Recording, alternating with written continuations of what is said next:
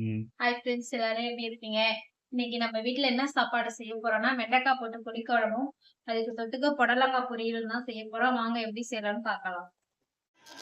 இன்னைக்கு நம்ம வெண்டைக்காய் போட்டு புளிக்குழம்பு தான் வைக்க போறோம். பாருங்க, தேவையான அளவுக்கு சின்ன வெங்காயமும் பெரிய வெங்காயமும் கட் பண்ணி வச்சிருக்கேன்.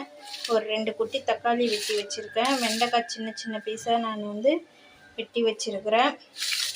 தேவையான அளவுக்கு பூண்டு உரிச்சு எடுத்து வச்சிருக்கேன். இப்போ வாங்க செஞ்சிடலாம். பாருங்க, நான் குழம்பு வைக்கிறதுக்கு முன்னாடியே ஒரு எலுமிச்சம்பழ சைஸ் புளி ஊற வச்சுட்டேன். நல்லா ஒரு 10 நிமிஷம் ஊறிடுச்சு. இதை நம்ம கரைச்சி எடுத்துப்போம்.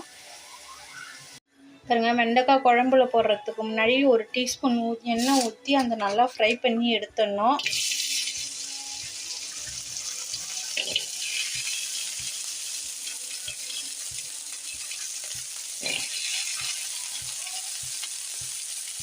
இந்த குழப்பு தன்மை இல்லாமல் நல்லா ஃப்ரை பண்ணி எடுத்துடணும். பாருங்க, பாத்திரம் வச்சாச்சு குழம்பு வைக்கிறதுக்கு. நம்ம இப்போ தேவையான அளவுக்கு எண்ணெய் ஊற்றிக்கலாம். எண்ணெய் நல்லா சூடாகட்டும். எண்ணெய் நல்லா பொரிஞ்சிருச்சு. நான் அதில் ஒரு டீஸ்பூன் சின்ன ஜீரகம் போட்டுக்கிட்டேன். ஒரு 1/2 டீஸ்பூன் வெந்தயம் போட்டுக்கலாம். அது கூட நம்ம ஒரு பட்டை மிளகா சேர்த்துக்கலாம். நம்ம வெட்டி வச்ச வெங்காயத்தை சேர்த்துக்கலாம்.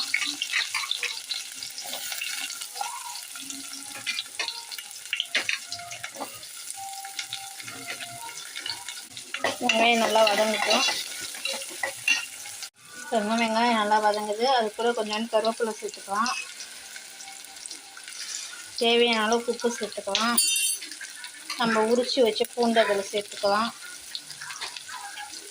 இப்போ இதெல்லாம் நல்லா சேர்த்து வதக்குவோம்.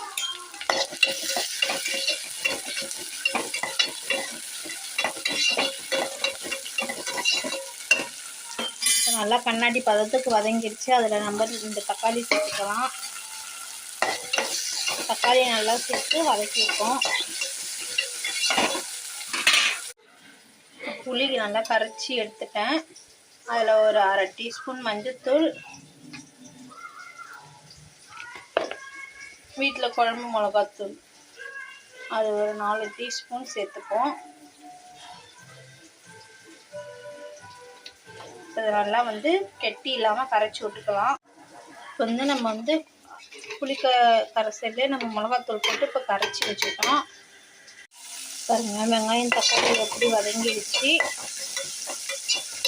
சூப்பராக வதங்கிடுச்சு. இப்போ நம்ம கரைச்சி வச்சது அதில் எடுத்து ஊற்றிடலாம்.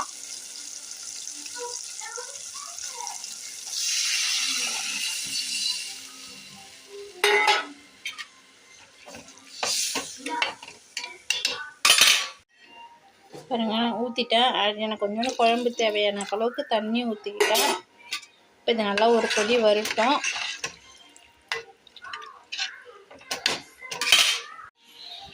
பாருங்க, குழம்பு கொதிக்குது. அதில் நம்ம வதக்கி வச்ச வெண்டைக்காயை சேர்த்துக்கலாம்.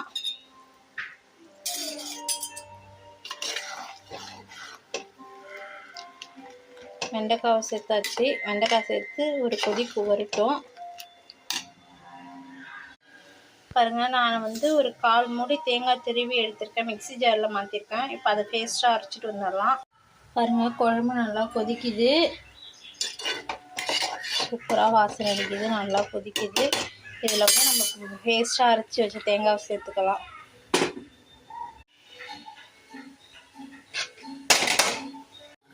பாருங்கள், நல்லா குழம்பு கொதிச்சிருச்சு. இப்போ இதில் நம்ம ஒரு சின்ன துண்டு வெல்லம் சேர்த்துக்கலாம். வெல்லம் சேர்த்துக்கிட்டு அடுப்பை நிறுத்திக்கலாம். அந்த சூட்டுலேயே வெல்லம் கரைஞ்சிரும். உப்பு காரம் எல்லாம் கரெக்டாக இருக்குது. சூப்பரான காரக்குழம்பு ரெடி. புளிக்குழம்பு ரெடி ஆயிடுச்சு. அடுத்து புடலங்காய் தொட்டுக்க தான் செய்ய போகிறோம். வாங்க எப்படி செய்யலான்னு பார்க்கலாம். நம்ம இப்போ புடலங்காய் தொட்டுக்க செய்ய போகிறோம். அதுக்கு புடலங்காய் ஒரு புடலங்காய் அரிஞ்சு வச்சுருக்கேன். ஒரு பெரிய வெங்காயம், ஒரு 2 பச்சை மிளகாய் அரிஞ்சு வச்சுருக்கிறேன். இப்போ நம்ம புடலங்காய்க்கு தேவையான அளவுக்கு எண்ணெய் ஊற்றிக்கலாம். எண்ணெய் நல்லா சூடாகட்டும். பாருங்க, அதில் ஒரு டீஸ்பூன் கடுகு போட்டுக்கலாம். கடுகு நல்லா பொரிஞ்சோடனே வெங்காயத்தை சேர்த்துக்கலாம். அது கூட 2 பச்சை மிளகாய் சேர்த்துக்கலாம். அது கூட கொஞ்சம் கடலைப்பருப்பு சேர்த்துக்கலாம். கிண்டி விட்டுப்போம்.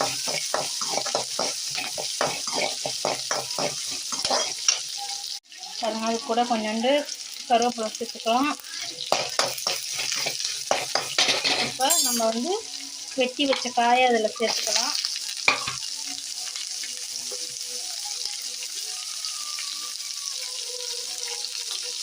காயை சேர்த்து நல்லா கிண்டி விட்டுப்போம்.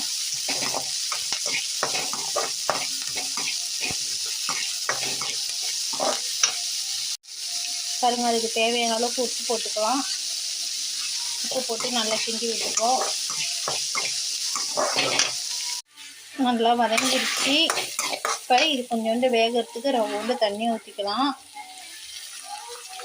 காய் மூங்குற அளவுக்கு ஊற்றிக்கிட்டா போதும். ஒரு 2 நிமிஷம் சிம்மிலே வச்சு நல்லா காய் வேகட்டும். பாருங்க, நல்லா வெந்துருச்சு. காய் நல்லா வெந்துருச்சு.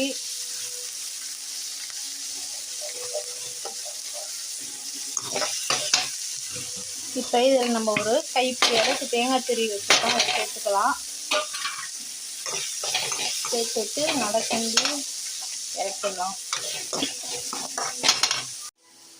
பாருங்க, புடலங்காய் பொரியல் எவ்வளோ சூப்பராக ரெடி ஆகிடுச்சு. அதுமாரி நீங்களும் காரக்குழம்புக்கு செஞ்சு பாருங்கள், அவ்வளோ ஒரு டேஸ்ட்டாக இருக்கும்.